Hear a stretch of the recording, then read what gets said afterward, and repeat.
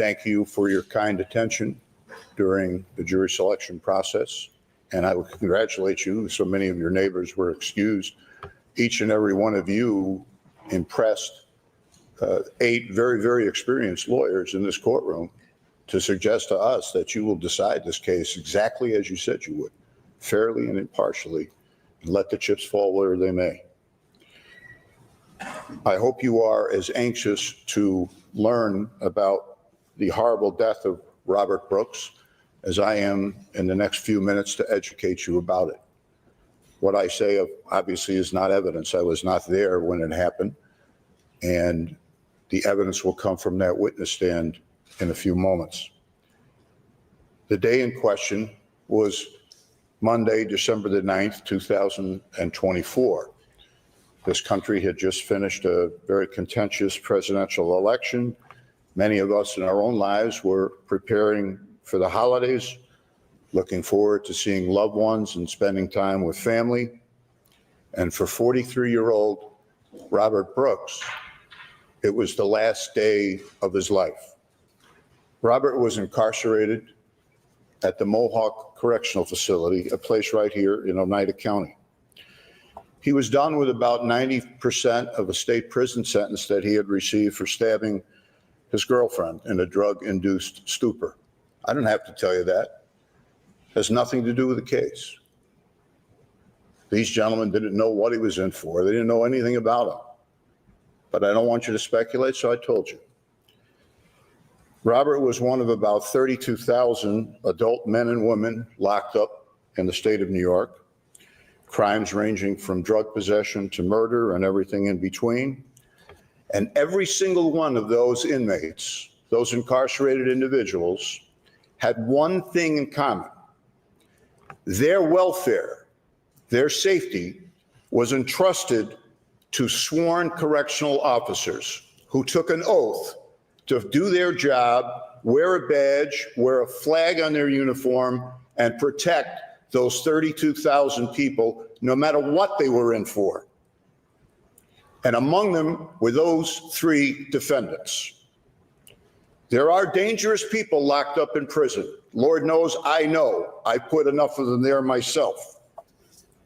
But Robert was reliant on them for protection, for food, for medical care. He was told when to wake, when to sleep, and they killed him. Remember that word, they, because when each of us are subjected to the argument, I didn't do it, I didn't deliver the fatal blow, I didn't lay a glove on him, the other guys did worse, I was just following orders. It doesn't matter because they killed him. Mr. Gallagher, Mr. Kiefer, and Mr. Kingsley, along with several others. They're all charged with depraved mind murder, a carefully orchestrated act, the evidence will show, of sheer unimaginable brutality. The new guy at Marcy, Robert Brooks, met the welcoming committee of these 3 defendants, and in less than an hour, he was dead. Never even unpacked. Never set foot in his cell. Instead, he was in a drawer at the ME's office waiting to be autopsied and for the medical examiner to tell us how he died. It's great to suggest that prisons are dangerous places like we heard on voir dire, how Marcy is so terrible, which would have something to do with the case if Robert ever set foot in Marcy, which he didn't. He only made it to the emergency room. You will witness on tape this depravity firsthand. It will be gut-wrenching. It will be almost beyond belief that these 3 men, sworn to protect Robert Brooks and do their duty, treated him with such depravity. So let's review what happened, what the evidence will show. On the morning of December the 9th, 2024, Robert Brooks was an inmate at the Mohawk Correctional Facility. He had been assaulted by other inmates on 2 occasions, December the 7th and December the 9th. Why? Not going to be able to prove that to you, and it doesn't matter. It's irrelevant. We're going to put in evidence regarding those assaults simply to show you that they had nothing to do with his death. Rather than deal with whatever was percolating at Mohawk regarding Robert, the officials decided to transfer him to the Marcy Correctional Facility. You'll see a video of Robert that morning while he's at Mohawk. And I want you to pay careful attention to that video because he's going to be being interviewed by a corrections officer, Sergeant David Sayu. I stand here not to tell you with a broad brush that corrections officers are bad people. On the contrary, the overwhelming majority of them are decent people that do a difficult job, and we owe them our gratitude and our thanks. David Sayo is such a man. Contrast to these 3 defendants, you will see a correction officer doing his duty, treating Robert like a human being, which shouldn't be that hard to grasp. Sayu generally wants to find out what has happened to Robert at Mohawk. It's obvious to him that Robert is having issues, but you'll see with your own eyes, you'll see Robert being compliant, being decent, being respectful. In fact, it gets to a point where Sayu feels comfortable enough with him to remove his handcuffs. Again, our medical proof will show that the assaults that took place at Mohawk had nothing to do with Robert's death. Robert was 5'11". He was a massive behemoth of exactly 148 pounds. In his near decade in state prison, he had a whopping 1 write-up for misconduct. When he left Mohawk that night, everything he had in the world other than his 2 sons was in a couple of duffel bags that he was carrying when he got on that bus. Robert arrives at Marcy Correctional Facility at about 9:07 p.m. 9:07 p.m. And a half hour later, he's dead. He's laying helpless in the emergency room at Marcy Correctional Facility on a gurney.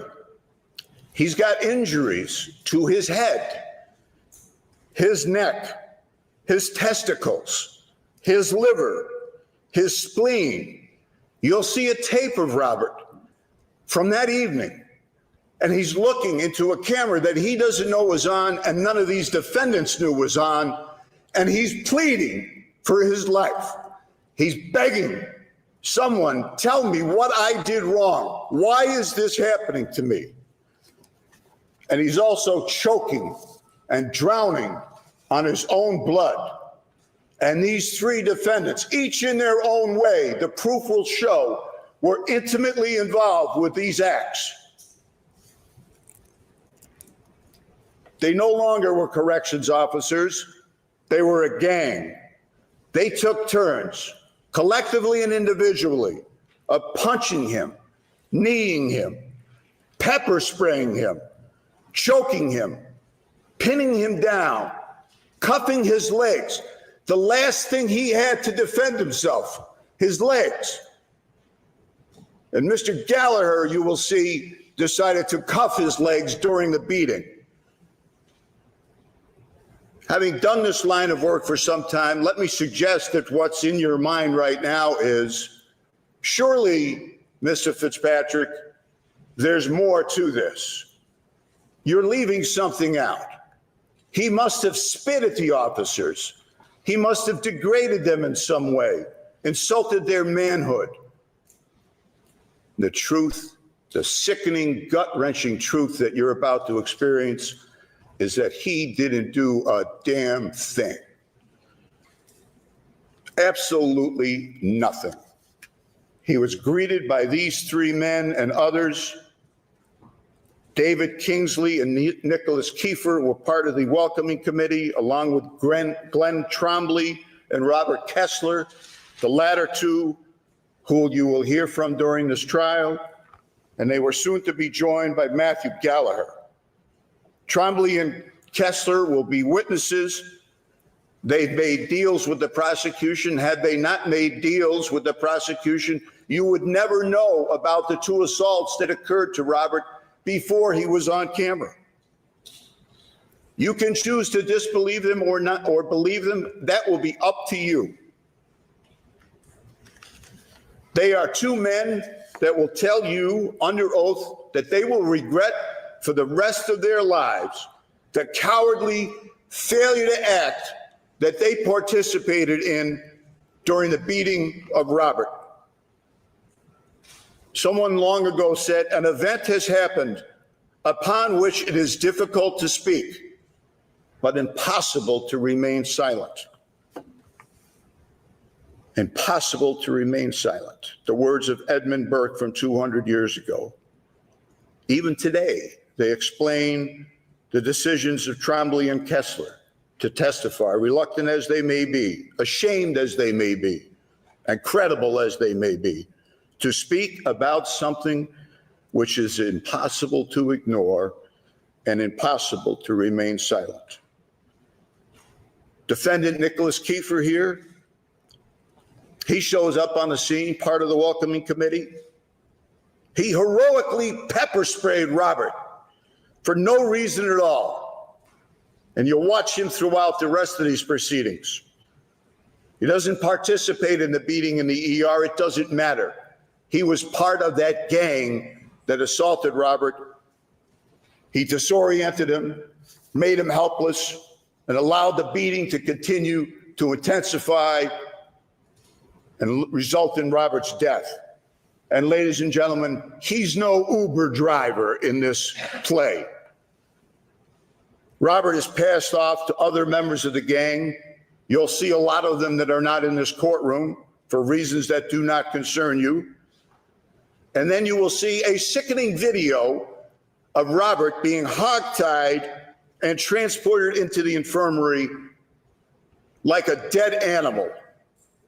Not because the defendants wanted to get him help or aid, but because that's where they had to take him, the first stop.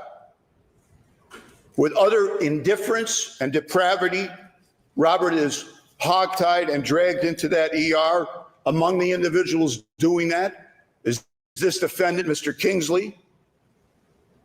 Now inside the infirmary, Robert is laid out on a gurney. You'll see video of that. He's already dazed, he's confused. He's clearly been beaten severely before the cameras ever capture his image in that ER.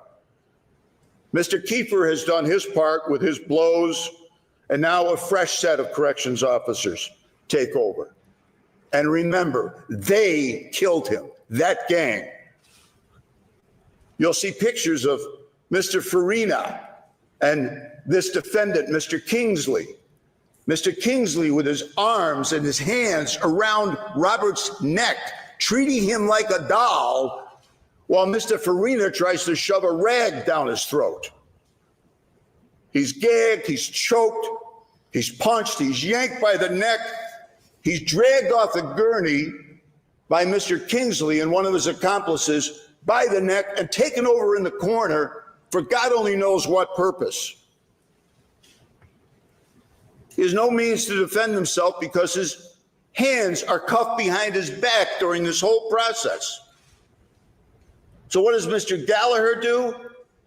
Does he return to the human race and say, enough, stop this now? No, he goes out to his car to get some leg irons. And now we're going to argue to you that he was just following orders to leg iron a man that is moments away from death. Shockingly, after Mr. Gallagher retrieves the leg irons, when you see his body-worn camera,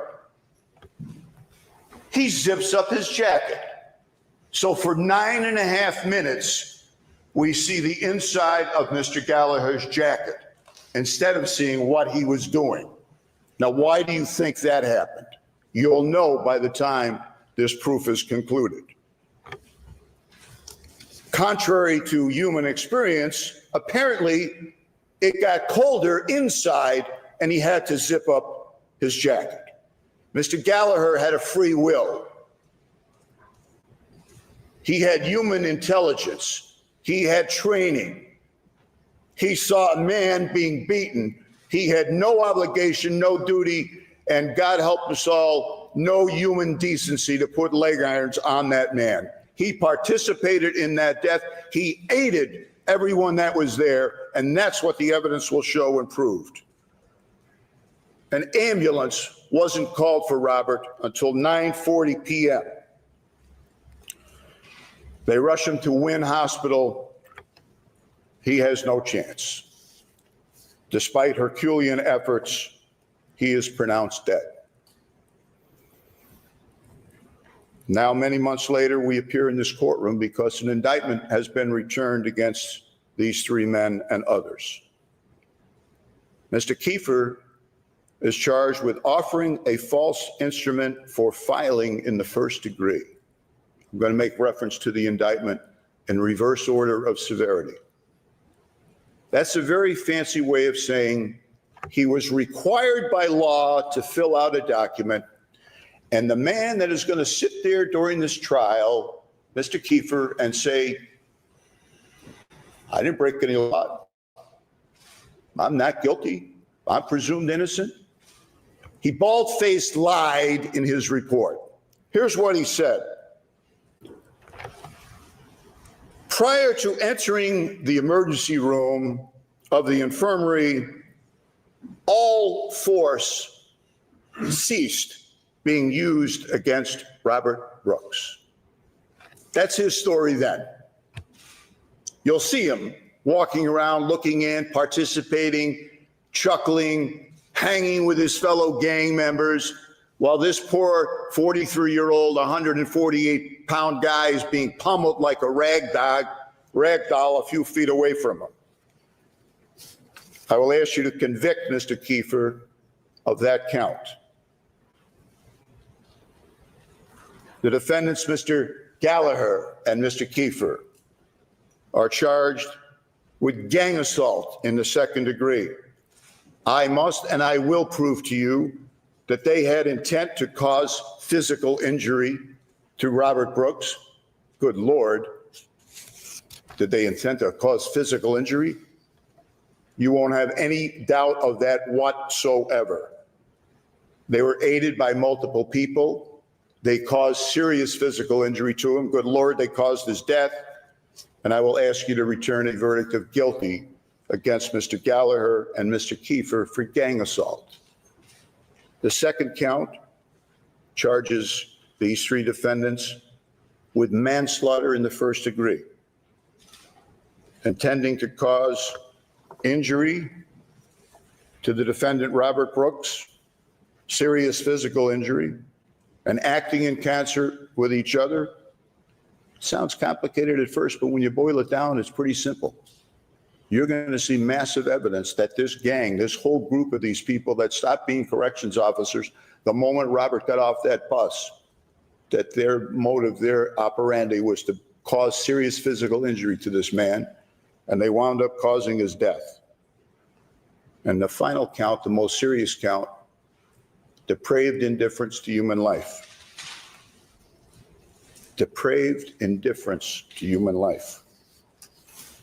Nicholas Anzalone, David Kingsley, Anthony Farina, Christopher Walworth, Matthew Gallagher, Nicholas Kiefer, three of them on trial here today. You won't have any doubt whatsoever that their conduct evinced a depraved indifference to human life. When you watch this video, the first words that pop into your mind are going to be depravity, indifference, recklessness. Difficult to watch, but I'm counting on you to do that. Christopher Walworth, Nicholas Anzalone, Nicholas Kiefer, Mr. Gallagher, Mr. Kingsley. Mr. Brooks was at various times restrained. He was beaten. He was choked. He was strangled. He was gagged. He was forcibly moved and kicked, all with minimal or no resistance on his part. and with absolutely zero legitimate law enforcement purpose. These assaults were perpetrated while the defendants were acting in concert with each other. With depraved indifference, they did nothing to restrain each other, did nothing to stop the beatings, and failed to immediately order medical assistance. The indictment alleges, and the medical examiner will so testify, that Mr. Brooks suffered injuries to his head, to his neck, severe injuries to his neck, his hyoid bone, his thyroid cartilage, his torso, his liver, his spleen, his testicles, each and every blow contributing to his death as it put added strain on his heart, as his body gasped and choked for blood because he couldn't breathe because of the blood rushing into his airways. Blood as a result of the beatings these three defendants and their fellow gang members inflicted upon him. If I'm able to get it into evidence, and I hope I will, you will see Department of Corrections and Community Supervision's rules and guidelines regarding an individual corrections officer's duty to intervene. Duty to intervene. It is not complicated. When you see what you will see with your own eyes, and you realize that these three men did nothing to intervene, I ask you just please follow your oaths. Follow your oaths and follow the facts in this case. I will show you all three of these defendants have signed acknowledgments within a year of this homicide, that they all acknowledged being trained in that area and understood what their duties were. And they don't get to change that because it's October of 2025. You'll see the signed form by David Kingsley. You'll see a signed form by Matthew Gallagher. You'll see a signed form by Nicholas Kiefer. You're not supposed to help and stand by while others beat an inmate to death. It really ain't that complicated. You'll see, as I already alluded to, Mr. Kiefer's use of force report, which is a total fabrication. It's complete nonsense. You'll see a use of force memo by Mr. Kingsley. Again, glaring by its omissions. If you read the use of force memo, you'd think that Robert tripped on a piece of ice on his way into the infirmary. Now, how can I tell you with such certainty that I will prove all of these things to you? Because my most important witness in this case, ladies and gentlemen, there's four of them. They're body-worn cameras, about the size, a little bigger than a pack of cigarettes. All three of these defendants are supposed to wear them and supposed to activate them every time there's an encounter. Not only did they not activate them, Mr. Gallagher went so far as to cover his up as he zipped up his jacket. You know how many of these defendants activated their cameras? Zero. Not one. 9:26, when Mr. Brooks is a danger to absolutely no one, Mr. Gallagher, at Sergeant Trombley's direction, goes out to retrieve leg irons. And then at exactly 9:26 and 33 seconds, he zips up his jacket. The evidence is going to show that the rest of these defendants were unaware that video was being made. Can you imagine what this trial would be like if I didn't have those videos? Can you imagine what their stories would be? We already know what Mr. Kiefer's story is. Nothing happened after he entered the emergency room. You'll see that that's completely fallacious. If I didn't have these tapes, I'd be listening to stories about, it was icy out. He was resisting arrest. We bravely had to defend ourselves. And we were barely able to restrain him because he was in a psychotic rage from some drug. But they didn't know that each of these 4 body-worn cameras from 4 separate corrections officers were storing data that the New York State Police were able to recover. And you'll hear about that, and you'll see these tapes in all their depravity. I won't have to say much as I show those videos to you. I won't have to. Because if you're the people I think you are, you'll know exactly what happened. There's no audio, and you will have ample time during the course of this trial to familiarize yourself exactly who is who on that tape. You won't get it the first time, trust me. It's difficult sometimes. You'll be able to tell Robert Brooks because he's the one bleeding and dying. You'll see a composite of all of those tapes together. And then when I finish presenting that tape to you, remind yourself that these 3 defendants are sitting here telling you, we broke no laws. You know, I go to Disney World a lot. My favorite ride is Pirates of the Caribbean. I'm not ashamed to admit that, but as you walk in, if any of you have ever been there, there's this baritone voice that says, "Dead men tell no tales." That's not true. It's Robert Brooks in death is going to tell you what caused his death. We're going to present to you Dr. Katya Merkulova, and she is going to describe to you in excruciating detail the injuries that Robert suffered, the number of injuries that he suffered, the lethality of the force used, how each one of these blows, as I mentioned earlier, put strain on his failing heart. She'll tell you that Robert had a synthetic drug in his system, and she will very, very clearly tell you how that had absolutely nothing to do with his death or with his conduct. In fact, the only thing it had to do with it is probably ameliorated some of the pain that he was suffering.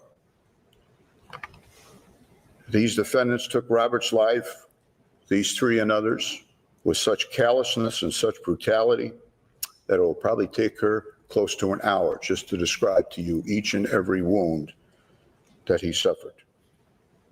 Wounds to the right side of his head, his neck, his torso, his groin, all while these defendants were smiling, joking, checking the time, pepper spraying him, cuffing his legs, telling the nurses, "Don't come in the room, nothing to see here," until it was way too late to save Robert. For the depravity, the indifference, the gross recklessness, the utter lack of urgency, you're going to look at a room full of people that look like they have about as much care as they do as to whether or not it's going to rain a month from now. They're just going about what they do.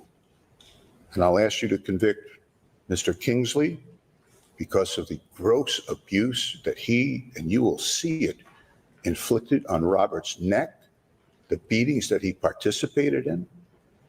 I'll ask you to convict Mr. Gallagher, who made it easier for these people to inflict this pain, who tried to prevent you from seeing what he was doing, who restrained this guy's legs, and he's going to tell you that it was part of his training? Where do you see Robert lying on that gurney? And you tell me what world an individual lives in to say that's part of my training. And Nicholas Kiefer, the brave pepper sprayer who had no idea what was going on, just rushed into a scene and joined in the beating. They murdered Robert. They murdered him with a depraved indifference to human life. I wish each and every one of you Godspeed over the next couple of days. And I can't imagine a better place for justice to be than this courtroom with you good people. And I thank you for your kind attention. Thank you, Mr. Fitzpatrick. Mr. Niebush, would you wish to make a motion statement on behalf of Mr. Kingsley?